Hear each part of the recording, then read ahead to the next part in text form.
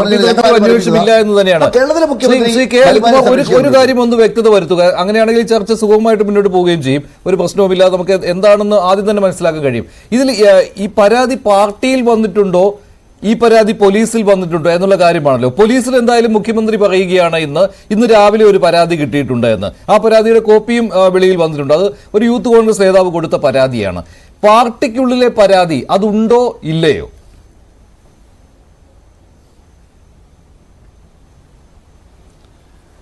അല്ല, ഇവിടെ ഒരു കാര്യം മനസ്സിലാക്കേണ്ടത്, ബഹുമാനപ്പെട്ട KPCC പ്രസിഡന്റിന്റെ തലയ്ക്ക് വേദന ഉണ്ടാകുന്ന വിധം തല കുഴിച്ചിട്ടു. അദ്ദേഹത്തിന് കാലിന് വേദന ഉണ്ടാകുന്ന വിധം കൂടോത്രക്കാർ കാല് കുഴിച്ചിട്ടു. അങ്ങനെ കേരളത്തിലെ ഏറ്റവും പ്രധാനപ്പെട്ട രാഷ്ട്രീയ പാർട്ടിയുടെ പ്രസിഡന്റ്, ഒരു MP, അദ്ദേഹത്തിന് സാരമായ ശാരീരിക ആഘാതം ഉണ്ടാക്കുന്ന കൂടോത്രം നടന്നാൽ അത് കേരളത്തിൽ അന്വേഷിക്കേണ്ട എന്നാണോ കോൺഗ്രസ് പറയുന്നത്? ആ വീഡിയോ ദൃശ്യങ്ങൾ നമ്മുടെ മുമ്പിൽ ലഭ്യമാണല്ലോ. അതിൽ ഉണ്ണിത്താനോട് ചോദിച്ചാൽ വിവരമെല്ലാം അറിയാവുന്ന KPCC പ്രസിഡന്റ് പത്രമാധ്യമങ്ങളോട് പറഞ്ഞില്ലേ, കൂടോത്രം നിഷേധിക്കുകയല്ല, നിങ്ങൾ സുധാകരനോട് ചോദിക്കണം എന്ന് പറഞ്ഞപ്പോൾ അതുമായി ബന്ധപ്പെട്ട അന്വേഷണം ബഹുമാനപ്പെട്ട ഉണ്ണിത്താനിലേക്ക് എത്തണമെന്ന് K. സുധാകരൻ പറഞ്ഞത് കേരളത്തിൽ ആരും അന്വേഷിക്കാൻ പാടില്ല എന്ന് പറയുന്നതിന് ന്യായം എന്താണ്? KPCC പ്രസിഡന്റ് യാതൊരു വിലയില്ലാത്ത ഒരാളാണ്. അപ്പോൾ ഒരു MP അല്ലേ? അങ്ങനെ പരാതി വന്നാൽ മറ്റു വസ്തുതകൾ നമ്മുടെ മുമ്പിൽ ഉള്ളിടത്തോളം കാലം അതിലാരാണോ ഇവിടെ ഏറ്റവും തെറ്റായ നിലയ്ക്ക് കാര്യങ്ങൾ ചെയ്തത്, കബളിപ്പിക്കൽ നടത്തിയത്, വഞ്ചന നടത്തിയത്, കേരളീയ പൊതുമണ്ഡലത്തിന് തന്നെ അപമാനകരമായൊരു കാര്യത്തിലേക്ക് ഈ കാര്യങ്ങളെ കൊണ്ടുപോയത്, അവരൊക്കെ നമ്മുടെ സമൂഹത്തിന് മുന്നിൽ വരണം എന്ന കാര്യത്തിൽ കേരളം ആഗ്രഹിക്കുന്നൊരു കാര്യമാണ്. അതുകൊണ്ട് അത് ഒളിച്ചു വെക്കണമെന്നല്ല, സത്യമായിട്ട് എന്താണ് വസ്തുതയെന്ന് ആളുകൾ ബോധ്യപ്പെടണം. കാരണം ഇതിൻ്റെ ഇടയ്ക്ക് പ്രതിപക്ഷ നേതാവ് തുലാഭാരം നടത്താൻ പോകുന്നു. പിന്നെ വണ്ടി ഇടിച്ചപ്പോൾ അത് കൂടോത്ര എന്ന് പറയുന്നു. കൂടോത്ര ഏറ്റിട്ടില്ല, അല്ലെങ്കിൽ കുറെ കൂടെ മാരകമായ അപകടമെന്ന് വേറൊരു കൂട്ടർ പറയുന്നു. ഇതാണ് കോൺഗ്രസ്. ഇവരാണ് കേരളത്തെ നയിക്കാൻ ഉടുപ്പിട്ട് നടക്കുന്നത്. ഇവരാണ് തമ്മിലടിച്ചുകൊണ്ടിരിക്കുന്നത് സ്ഥാനമാനങ്ങൾക്ക് വേണ്ടി. ഇങ്ങനെ തമ്മിലടിക്കുന്ന ഗതികെട്ടൊരു കൂട്ടര് ഒരു വസ്തുതയുമില്ലാതെ CPM-നെതിരെ എന്തും പറയാം, എന്തും ചെയ്യാം. അതിലിപ്പോൾ മുഖ്യമന്ത്രിയുടെ മരുമകൻ എന്ന് പറയുന്ന അദ്ദേഹത്തിന് മരുമകനാകുമ്പോൾ തന്നെ ഒരു പേരുണ്ട്. DYFയുടെ അഖിലേന്ത്യാ പ്രസിഡന്റായിരുന്നു അദ്ദേഹം. അവിടെ SFIയുടെ അഖിലേന്ത്യാ ഭാരവാഹിയായിരുന്നു, SFIയുടെ ഭാരവാഹിയായിരുന്നു, DYFയുടെ സംസ്ഥാന ഭാരവാഹിയായിരുന്നു, CPM-ന്റെ സംസ്ഥാന സെക്രട്ടേറിയറ്റ് അംഗമാണ്. പക്ഷെ പേരില്ല, മരുമകൻ. എന്തൊരു പുച്ഛമാണ്. എന്നിട്ട് കോഴിക്കോട് എന്തോ നടക്കണു. ഞങ്ങൾ പറയുന്നത്, ഒരു വസ്തുതയുമില്ലാതെ എന്തു വലിയ നുണയും കമ്മ്യൂണിസ്റ്റ് പാർട്ടിക്ക് മേലെ കെട്ടിവെക്കാം. എന്നിട്ട് ഏതെങ്കിലും പത്രത്തിലോ ചാനലിലോ ഒരു ഓൺലൈൻ ചാനലിലോ ഏത് വൃത്തികെട്ട നുണയും ആര് പറഞ്ഞാലും ഞങ്ങൾ മറുപടി പറഞ്ഞോണം. എന്താ മറുപടി? ഇപ്പോൾ ഒരു വനിതാ ഡോക്ടറുടെ കാര്യം പറഞ്ഞു, 22 ലക്ഷം കൊടുത്തു. ആരാണ് ആ വനിതാ ഡോക്ടർ? ആരാണ് 22 ലക്ഷം രൂപ ആർക്ക് കൊടുത്തു? ഈ പറയുന്ന ബഹുമാനപ്പെട്ട കോൺഗ്രസിന്റെ പ്രതിനിധി നിയാസിന്റെ പക്കൽ എന്താണ് അവരുടെ പേരെങ്കിലും ഉണ്ടോ? അല്ലെങ്കിൽ ആര് കൈപ്പറ്റിയെന്നാണ് അവർ പറയുന്നത്? ഇതൊന്നും പറയാതെ ചുമ്മാ പറയുകയാണ്. എന്നിട്ടോ ഈ ചർച്ചയിൽ പരസ്പര വിരുദ്ധമായിട്ടല്ലേ വർത്താനം പറഞ്ഞത്. ആദ്യം പറഞ്ഞു എളമര കരീമിന്റെ കാലത്ത് കാറി മാഫിയ, പിന്നെ IT പാർക്ക് അഴിമതി ഇന്നും നിലനിൽക്കുന്നു. ഇതിന്റെ ഇടയ്ക്ക് ഒരു 5 കൊല്ലേ നിങ്ങളുടെ ഒരു ഗവൺമെന്റ് ഉണ്ടായിരുന്നല്ലോ, എളമര കരീം മന്ത്രിസ്ഥാനം ഒഴിഞ്ഞിട്ട്. തിരുവഞ്ചൂർ രാധാകൃഷ്ണനും അതുപോലെ തന്നെ ഈ രമേശ് ചെന്നിത്തലയും ഭരിച്ചുകൊണ്ടിരുന്ന കാലം. നിങ്ങൾ കോഴിക്കോട് ജില്ലയിലെയും കണ്ണൂർ ജില്ലയിലെയും ഞങ്ങളുടെ പാർട്ടിയെ വേട്ടയാടിയ കാലം, MM മണിയെ വേട്ടയാടിയ കാലം. എന്താ എളമര കരീം അഴിമതി നടത്തിയിട്ടുണ്ടെങ്കിൽ നിങ്ങളുടെ പോലീസിന്റെ കയ്യിൽ ആരെങ്കിലും പിടിച്ചോ? ചുമ്മാ പച്ചക്കള്ളം ഒരു ചർച്ചയെ വന്നിട്ട് എഴുന്നള്ളിക്കാൻ. എന്നിട്ട് പരസ്പര വിരുദ്ധമായിട്ട് എന്താ പറയുന്നത്? അങ്ങനെ എളമര കരീമിനെ കുറിച്ച് ആദ്യം പറഞ്ഞു വെച്ചിട്ട് പിന്നെ അദ്ദേഹം നിയാസ് പറയുന്നത് എന്താ, മുമ്പുള്ള മന്ത്രിമാരൊന്നും കുഴപ്പമില്ലായിരുന്നു കേട്ടോ, ഇപ്പോഴത്തെ മരുമകൻ മന്ത്രിയാ കുഴപ്പം. ഒരു ചർച്ച തന്നെ 2 വർത്താനം പറയാൻ ഇരട്ട നാക്ക്. നിങ്ങൾ BJP-ക്കാരെ തോപ്പിക്കുന്ന ഇരട്ട നാക്കാണ്. BJP-ക്കാരെ തോപ്പിക്കുന്ന ഇരട്ട നാക്കാണ്. മുസ്ലിങ്ങളും ക്രിസ്ത്യാനികളും എല്ലാം ഈ രാജ്യത്ത് ആഭ്യന്തര ശത്രുക്കളാണെന്ന് പറയുകയും നമ്മുടെ നാട്ടിൽ വന്നിട്ട് കേരളത്തിൽ മാത്രം ക്രിസ്ത്യാനികൾ ഞങ്ങളുടെ ശത്രുക്കളല്ല, നമുക്ക് ഹിന്ദുക്കളും ക്രിസ്ത്യാനികളും ഒരുമിച്ച് നിന്ന് മുസ്ലിം ഞങ്ങൾ തീർത്ത് കളയാം. ഇതാണല്ലോ RSSന്റെ വാദം. ഇതാണ് ഇരട്ട നാക്ക്. ഈ ഇരട്ട നാക്കിന്റെ പ്രത്യക്ഷ ഉദാഹരണമാണ് ഈ ചർച്ച. ഞാൻ ബഹുമാനപ്പെട്ട PN നിയാസിനോട് പറയുന്നു, നിങ്ങൾ ഇപ്പോൾ ഒരു വാക്ക് പറഞ്ഞോ, കാറ് മാഫിയ, എളമര കരീം, എന്നിട്ട് പിന്നെ അതിൻ്റെ അടുത്ത വാചകം എന്താണ്? അത് പണ്ട് കുഴപ്പമൊന്നുമില്ല, ഇപ്പോഴാണ് കുഴപ്പം. നിങ്ങളിവിടെ പറഞ്ഞില്ല ഭൂമി ഇടപാട്, സർക്കാരിൻ്റെ പണം പോയി. ഏതിടപാടാ? ഏത് സർക്കാരിൻ്റെ പണമാണ് പോയത്? ഇവിടെ കൃത്യമായിട്ട് പറയാൻ ആഗ്രഹിക്കുന്നത്, കേരളത്തിലെ PSC ഈ 8 കൊല്ലക്കാലം നിയമിക്കപ്പെട്ട ഏതെങ്കിലും ഒരാളെ കുറിച്ച് പരാതി ഉണ്ടോ? ഉണ്ടെങ്കിൽ ഇന്ന് പറയാം. ഒരാളെ കുറിച്ചും പരാതിയില്ല. ഈ ഇലക്ഷന് ശേഷം നിയമിക്കപ്പെട്ട 3 പേരുണ്ട്, അവരെ കുറിച്ച് പരാതി ഉണ്ടെങ്കിലും പറയാം. അല്ല, അങ്ങനെ ഒരു പരാതിയാണല്ലോ പാർട്ടിക്കുള്ളിൽ വന്നത്. പരാതിയാണല്ലോ, അതാണ് ഞാൻ ചോദിച്ചത് അഡ്വക്കേറ്റ് K. അനിൽകുമാർ. ആ ഒരു പരാതിയാണല്ലോ പാർട്ടിക്കുള്ളിൽ വന്നതും ഈ വലിയ വിവാദങ്ങൾക്ക് കാരണമായതും, അതാണല്ലോ പുറത്തേക്ക് വന്നതും. വേറെ ആരും ഈ പരാതിയുമായിട്ട് വന്നതല്ല, പാർട്ടിക്കുള്ളിൽ നിന്ന് തന്നെ ആ പരാതി പുറത്തേക്ക് വരികയായിരുന്നുവല്ലോ. അത് അറിയണം എന്നുള്ള ദൃഢനിശ്ചയത്തിൽ പാർട്ടി എന്ന് പറഞ്ഞാൽ CPM എന്നാണ് പാർട്ടിയുടെ പേര്. ഏത് പാർട്ടിയാണ്? ഏത് പാർട്ടിയുടെ കാര്യം പറഞ്ഞു? CPM അല്ല, പിന്നെ ഏത് പാർട്ടിയാണ്? ഏത് പാർട്ടിയാണ്? ഏത് CPM അല്ലാതെ ഏത് പാർട്ടി? ഉള്ളിൽ വന്നോളൂ, ഏത് പാർട്ടി? CPM. നിങ്ങൾ കാണിച്ചോളൂ. അല്ല, പരാതി എടുത്ത് കാണിക്കാൻ വയ്യ. നിങ്ങളുടെ പാർട്ടിയിൽ നിന്ന് പുറത്തു വന്ന പരാതി, ആ പരാതി ഇല്ലെങ്കിൽ പിന്നെ ഞങ്ങളുടെ മുമ്പില്ലാത്തൊരു കാര്യം ഞാൻ എന്ത് പറയാനാ? അതാണ് ഞാൻ ആദ്യം ചോദിച്ചത്, നിങ്ങളുടെ മുന്നിൽ ഉണ്ടോ ഇല്ലയോ എന്നുള്ള കാര്യം. അത് ഇത്രയും കാര്യങ്ങൾ താങ്കൾ പറഞ്ഞു കഴിഞ്ഞു, ഞാനത് മിണ്ടാതെ കേട്ടുകൊണ്ടിരുന്നു. പക്ഷെ അങ്ങനെ ഒരു പരാതി അല്ല, തീയില്ലാതെ പുക ഉണ്ടാവുകയില്ലല്ലോ ഇതിൽ. ഇതാണിപ്പോൾ കുഴപ്പമായത്. അന്വേഷിച്ചില്ലേ എന്നാണ് ഞാൻ ചോദിച്ചത്. അന്വേഷിച്ചില്ലേ എന്ന് തീർത്ത് പറയാൻ താങ്കൾക്ക് കഴിയുമോ? അല്ലല്ല, ഞാൻ പറയാം. ഞാൻ കൃത്യമായിട്ട് പറയാൻ ആഗ്രഹിക്കുന്നു, ഞങ്ങളുടെ മുമ്പിൽ ഒരു പരാതിയില്ല. നിങ്ങൾ ഏതെങ്കിലും പരാതി ഉണ്ട്, ഇപ്പൊ ഹാജരാക്കാം. എന്റെ പരാതിയൊന്നുമില്ല, മറുപടി പറയാം. എന്റെ പരാതിയില്ല. നിങ്ങളുടെ പാർട്ടിക്കുള്ളിൽ നിന്ന് തന്നെ പുറത്തു വന്നതാണ് ഈ വിഷയങ്ങളെല്ലാം. എന്റെ ഈ പരാതിയില്ല. അങ്ങനെയാണെങ്കിൽ ഒരു പരാതിയും ഇല്ലെങ്കിൽ MP ഗോവിന്ദൻ എന്തിനാണ് കഴിഞ്ഞ ദിവസം പാർട്ടി അന്വേഷിക്കുന്നു എന്ന് പറഞ്ഞത്? പാർട്ടി അന്വേഷിക്കുന്നു എന്ന് പറഞ്ഞത് എന്തിനാണ്?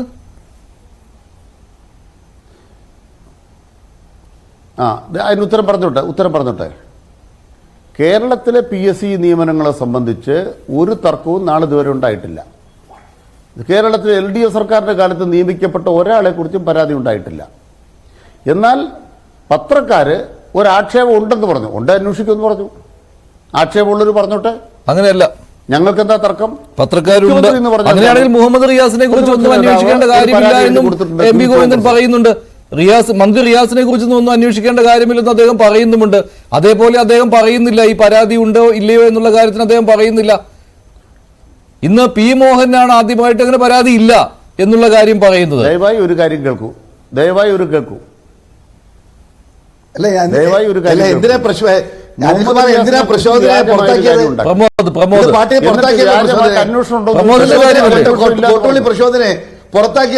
പ്രമോദിനെ പുറത്താക്കിയല്ലോ. അല്ല, പുറത്താക്കിയ എന്തിനാ ഒന്ന് പറയാമോ, വിശദീകരിക്കാമോ? അന്വേഷിച്ചോളൂ.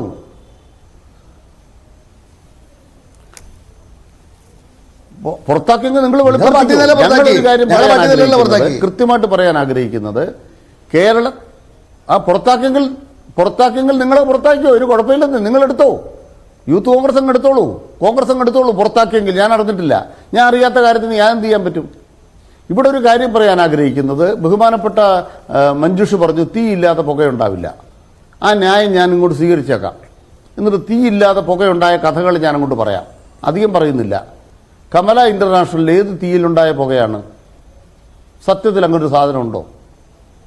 പിണറായി വിജയന് ഈ തൃശ്ശൂർ ജില്ലയിൽ നമ്മൾ ഇടയ്ക്ക് കണ്ട ആ വീടുണ്ടോ? തീയില്ലാത്ത പുകയുണ്ടാവുമോ? ഏറ്റവും അവസാനം വീണ വിജയന് വിദേശത്ത് ദുബായിലൊരു അക്കൗണ്ട് ഉണ്ടെന്ന്, ആ അക്കൗണ്ടിലേക്ക് ലാവലിൻ കമ്പനിയുടെ പണം വന്നു. അതുപോലെ തന്നെ വേറെ ചില കമ്പനികൾ പണം അയച്ചു കൊടുത്തു. നമ്മൾ കേട്ടൊരു ആരോപണമാണ്. തീയില്ലാതെ പുകയുണ്ടാകുമോ? അങ്ങനൊരു അക്കൗണ്ട് ഉണ്ടോ? ഇപ്പോൾ ഹാജരായിക്കോട്ടെ, ഞങ്ങൾ മറുപടി പറയാം. കേരളത്തിൽ ഇപ്പോൾ CPM-നെ കുറിച്ചും മുഖ്യമന്ത്രിയെക്കുറിച്ചും മകളെക്കുറിച്ചും മരുമകനെക്കുറിച്ചും പാർട്ടിയെക്കുറിച്ചും ആർക്കും എന്തും എഴുതാം, ആർക്കും ഏത് നുണയും പറയാം. ഞങ്ങൾ എന്ത് ചെയ്യണം? ഞങ്ങൾ കൈ കെട്ടുമെന്ന് കേട്ടോണം. ഞങ്ങൾ ആരെങ്കിലും ഏതെങ്കിലും തരത്തിൽ നിന്ന് മറുപടി പറഞ്ഞു പോയാൽ നിങ്ങളുടെ ധാർഷ്ട്യം കേട്ടോ, ധിക്കാരം കേട്ടോ. ഞങ്ങളെല്ലാം അവകാശമുള്ളവരാ. ഞങ്ങൾ എന്തു നുണയും പറയും. ഞങ്ങൾ എന്ത് കൂടോത്രം അങ്ങനെയല്ല ശ്രീ ഈ പാർട്ടിയെ കുറിച്ച് നുണ പറഞ്ഞിട്ട് എന്താണ് കാര്യം? ശ്രീ കെ അനിൽകുമാർ തെരഞ്ഞെടുപ്പിന് മുൻപും ഇതേ രീതിയിലുള്ള ന്യായീകരണങ്ങളുടെ ഘോഷയാത്രയായിരുന്നു വന്നത്. പക്ഷെ അതൊന്നും ജനങ്ങൾ അംഗീകരിച്ചിട്ടില്ല എന്നതിന് തെളിവാണ് ഈ ലോക്സഭാ തെരഞ്ഞെടുപ്പിൽ കണ്ടതും. ഒരു കാര്യം അത് തന്നെയാണ്, ഇപ്പോഴും നിങ്ങൾ ഇത് ആവർത്തിക്കുകയാണ്. ഈ പാർട്ടിയിൽ ഒരു ചർച്ചയും ഇതേക്കുറിച്ച് നടന്നിട്ടില്ല, ഒരു പരാതിയും വന്നിട്ടില്ല എന്ന് പറയുമ്പോൾ ഞാൻ അങ്ങോട്ട് പറയുകയാണ്, പാർട്ടിയിൽ അങ്ങനെ ഒരു പരാതി വന്നിട്ടുണ്ട്. മന്ത്രി മുഹമ്മദ് റിയാസ് പോലും ആ പരാതി ഉന്നയിച്ചിട്ടുണ്ട്. തന്റെ പേര് വലിച്ചിഴയ്ക്കുന്നതിനെതിരെ അങ്ങനെ ഒരു പരാതി ഉന്നയിച്ചിട്ടുണ്ട് എന്ന കാര്യത്തിൽ യാതൊരു സംശയവുമില്ല. പക്ഷേ അതിനെന്താണ് നിങ്ങൾ പറയുന്നത് പോലെ തെളിവില്ല. അതിനെന്താണ് കാരണമെന്ന് പറയാമോ?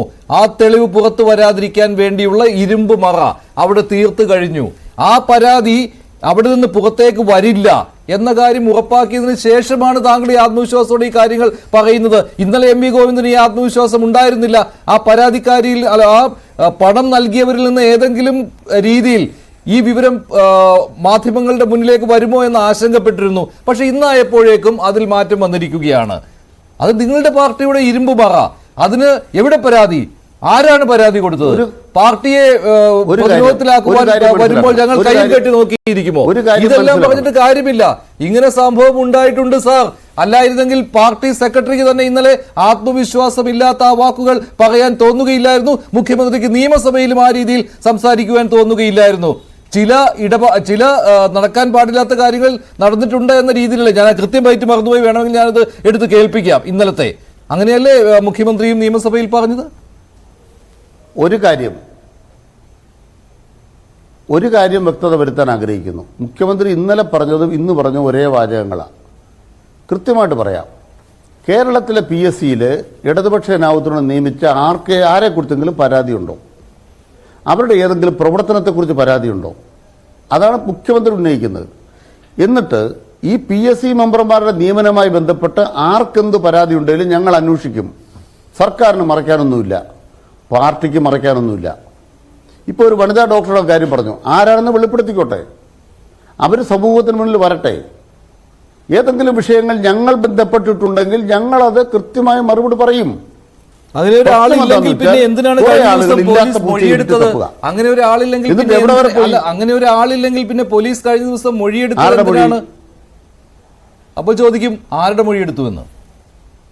ആരുടെ മൊഴിയെടുത്തു? പ്രതീക്ഷ ചോദ്യമാണ്. ആരുടെ മൊഴിയെടുത്തു?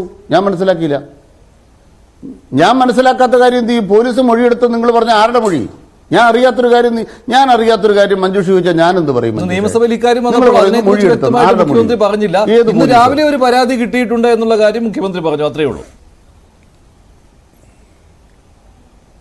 അല്ല, മഞ്ജുഷ പറയുന്ന ആരുടെ മൊഴിയെടുത്തതിനെ കുറിച്ചാണ് എനിക്കിപ്പോ മനസ്സിലായിട്ടില്ല. അങ്ങ് പറഞ്ഞോളൂ, ആരുടെ മൊഴിയെടുത്തതിനെ കുറിച്ചാണ്, ഏത് പോലീസ് എടുത്തതിനെ കുറിച്ചാണ് അങ്ങ് ഇപ്പൊ എന്നോട് ചോദിച്ചു? പണം കൊടുത്ത ആ കുടുംബത്തിന്റെ ഇല്ലെങ്കിൽ ഇല്ല എന്ന് അവര് പറയട്ടെ. ആര് മൊഴിയെടുത്തു? പോലീസ് അല്ലാതെ മൊഴിയെടുക്കൂ? ആര് മൊഴിയെടുത്തു? ഏത് പോലീസ് ഉദ്യോഗസ്ഥൻ മൊഴിയെടുത്തു? ഏത് പോലീസ് സ്റ്റേഷനിലെ? നിങ്ങൾക്ക് വെളിപ്പെടുത്താം. ഞാൻ വ്യക്തത വരുത്തിയിട്ട് പറയാം. നിങ്ങൾ പറഞ്ഞൊരു മൊഴിയെടുത്തെന്ന് എനിക്കറിയില്ല. ഞാൻ ഇപ്പം ചോദിച്ചിട്ട് പറയാം, ഏത് പോലീസ് സ്റ്റേഷനിലെ ഏത് പോലീസ് ഉദ്യോഗസ്ഥൻ? ഒരു വ്യക്തിക്ക് വേറുണ്ടാവുമല്ലോ, നിങ്ങൾ വെളിപ്പെടുത്തിക്കോ. ഇപ്പം വെളിപ്പെടുത്താൻ ഞാൻ മഞ്ജുഷിനോട് അപേക്ഷിക്കുന്നു. കാരണം ആരെയോ പോയി കണ്ടു എന്ന് പറയുന്നു. അപ്പൊ ആ മൊഴി എടുത്തിട്ടുണ്ടെങ്കിൽ ആ മൊഴിയെടുത്തേക്കൊരു വിലാസം ഉണ്ടാവും. എന്തായാലും ഒരു പരാതിയുമില്ല ഒരു വശത്തു കൂടി ഒരു പരാതിയുമില്ല എന്ന് പറയുന്നു, മറുവശത്തു കൂടി പാർട്ടി അന്വേഷിക്കുന്നു എന്ന് പറയുന്നു. ഒരു വശത്തു കൂടി പറയുന്നു പോലീസിൽ അങ്ങനെ ഒരു പരാതി കിട്ടിയിട്ടില്ല എന്ന് പറയുന്നു. മറുവശത്തോടെ മുഖ്യമന്ത്രി പറയുന്നു പരാതി കിട്ടിയിട്ടുണ്ട് എന്ന്. പ്രതിപക്ഷ നേതാവ് ചോദിക്കുന്നു ഇങ്ങനെ ഒരു പരാതി കിട്ടുന്നതിന് മുൻപ് തന്നെ എങ്ങനെ മൊഴിയെടുത്തു എന്ന് ചോദിക്കുമ്പോൾ അതിനെക്കുറിച്ച് നിയമസഭയിലൊന്നും പറയുന്നുമില്ല. ഇക്കാര്യങ്ങളൊക്കെ സംഭവിക്കുമ്പോൾ ശ്രീ കെ അനിൽകുമാർ ഒരു തരം സംശയം സമൂഹത്തിൽ നിൽക്കുകയാണ്. നിങ്ങളുടെ പാർട്ടിയിൽ, കോഴിക്കോട് പാർട്ടിയിൽ ഇക്കാര്യങ്ങൾ എന്ത് സംഭവിച്ചു എന്നുള്ള കാര്യം പുറത്തു നിന്നുള്ള ആരുമല്ല ഈ പരാതി വെളിയിലേക്ക് വിട്ടത്. അത് ലീക്ക് ചെയ്തത് പാർട്ടിയിൽ നിന്ന് തന്നെയാണ്. ഏത് പാർട്ടിയെന്ന് താങ്കൾ ചോദിക്കും. CPM എന്ന പാർട്ടിയിൽ നിന്ന് തന്നെയാണ് ഈ പരാതി ലീക്ക് ചെയ്ത് വെളിയിലേക്ക് വന്നത്. എങ്ങനെ ലീക്ക് ചെയ്തു? ഈ ഒത്തുതീർപ്പ് ശ്രമങ്ങൾ നടക്കുന്നതിനിടെ ലീക്ക് ചെയ്തു. ഇത് വെളിയിലേക്ക് വരണമെന്ന് ആഗ്രഹിച്ചത് നിങ്ങളുടെ പാർട്ടിക്കാർ തന്നെയാണ്. അവിടെ ഒരു വിഭാഗം ആളുകൾ മനസ്സിലാക്കി ഇത് വെളിയിലേക്ക് വരേണ്ടത് തന്നെയാണ്, ഇത് പാർട്ടിക്കുള്ളിൽ ഒതുക്കപ്പെടേണ്ടതല്ല എന്ന്. ഇത്രയേ ഉള്ളൂ. ഈ കാര്യങ്ങൾ ഏത് പാർട്ടിയിലും സംഭവിക്കുന്നതാണ്. മഞ്ജുഷേ, ഇപ്പൊ ഇത്രയും കാര്യം എന്നെ ഇരുത്തിക്കൊണ്ട് എന്റെ മേലെ അടിച്ചേൽപ്പിച്ചല്ലോ. ഞാൻ ഇനി തിരിച്ചു പറയാം. പ്രതിപക്ഷ നേതാവ് പറഞ്ഞ കള്ളം ഒന്ന്, 8:42 ഇന്നൊരു പരാതി യൂത്ത് കോൺഗ്രസിന്റെ കൊടുത്തത്. അത് മുഖ്യമന്ത്രി കേരള നിയമസഭയിൽ പറഞ്ഞു. അത് സത്യമായ കാര്യമാണ്. എന്നാൽ മൊഴിയെടുത്തു എന്ന് പറയുന്നത് സത്യമാണോ? ആണെങ്കിൽ ഏത് പോലീസുകാരൻ മൊഴിയെടുത്തു? ഏത് പോലീസ് സ്റ്റേഷനിൽ നിന്ന് മൊഴിയെടുത്തു? എന്തായാലും 8:42 കൊടുക്കുന്ന പരാതി എങ്ങനെയാണ് 9:30 അടിയന്തര പ്രമേയത്തിൽ മുഖ്യമന്ത്രിക്ക് മൊഴിയെടുത്ത കാര്യം പറയാൻ പറ്റുന്നത്? അപ്പം നിങ്ങൾക്ക് പറയാം, ദാ ഇന്നയാൾ പോയി മൊഴിയെടുത്തു. ഏത് പോലീസ് സ്റ്റേഷൻ? നിയാസ് ഇന്നലെ തന്നെ മൊഴിയെടുത്തു എന്നാണല്ലോ വി ഡി സതീശൻ പറഞ്ഞത്. അതിനകത്ത് എന്തെങ്കിലും ആധികാരികതയുണ്ടോ ശ്രീ നിയാസ്? എന്തെങ്കിലും ആധികാരികതയുണ്ടോ അക്കാര്യത്തിൽ? അനിൽകുമാർ സതീശനോട് ചോദിക്കട്ടെ. ഞാൻ ഒരു കാര്യം പറയാം. ഒരു കാര്യം ഞാൻ പറയാനല്ല, മഞ്ജുഷ ഒരു കാര്യം കൂടെ പറഞ്ഞിട്ട് ഒരു കാര്യം കൂടെ പറഞ്ഞിട്ട് അതായത് ഒരു കാര്യം കൂടെ പറഞ്ഞിട്ട് പ്രതിപക്ഷ നേതാവ് മൊഴിയെടുത്തു ഇന്നലെ പറഞ്ഞു. ഞാൻ പറയട്ടെ, ഞാൻ പറഞ്ഞു കഴിഞ്ഞിട്ട് പറഞ്ഞു. അല്ലല്ല, ഞാൻ പറഞ്ഞു കഴിഞ്ഞിട്ട് പറഞ്ഞു. എന്റെ സമയത്ത് ഞാൻ പറഞ്ഞു കഴിഞ്ഞിട്ട് പറഞ്ഞു. ഞാനൊരു വാക്ക് പറഞ്ഞിട്ട് പോകും. ഞാൻ വാക്ക് പറഞ്ഞിട്ട് പോകാം. പ്രതിപക്ഷ നേതാവ് ഞാൻ പറയട്ടെ, ഒരു വാക്ക് അങ്ങോട്ട് കേൾക്ക്. മഞ്ജുഷ അങ്ങനെയാണെങ്കിൽ സതീശനെ പ്രതികൂട്ടിൽ എന്നെ അനുവദിക്കൂ. ഞാൻ ഒറ്റ വാചകം പറയട്ടെ. ഞാൻ പറഞ്ഞോട്ടെ. ഞാൻ പറഞ്ഞു, ഞാൻ ഇതൊന്നും മറുപടി പറഞ്ഞാൽ മതി. നിയാസ് മറുപടി പറഞ്ഞാൽ ഇന്നലെ പ്രതിപക്ഷ നേതാവ് പറയട്ടെ, പറയട്ടെ. ഞാൻ എനിക്ക് ഒരാളൊന്നുമില്ല. നിങ്ങൾ ഇവിടെ ഭ്രാന്ത് പറഞ്ഞു, നിങ്ങൾ ഇവിടെ കളവ് പറഞ്ഞു, നിങ്ങൾ ഇവിടെ ഭ്രാന്തും കളവും പറഞ്ഞിട്ട് അതിന്റെ മേലെ ഇപ്പോ മഞ്ജുഷന്റെ മേലെ ഒരു വിധി പ്രസ്താവില്ല. ഞാൻ പറയട്ടെ, നിങ്ങൾ വളരെ ഞാനൊന്ന് പറയട്ടെ.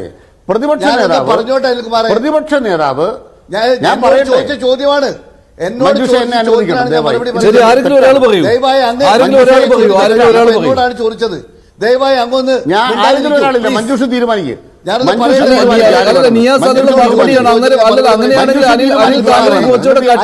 പറയാൻ പറ്റും. മറുപടി പറ. എനിക്ക് സിമ്പിൾ ആയിട്ട് ചിരിച്ചോണ്ട് പറയാനുള്ള മറുപടി. ശരി, ചിരിച്ചോണ്ട് പറഞ്ഞോട്ടെ.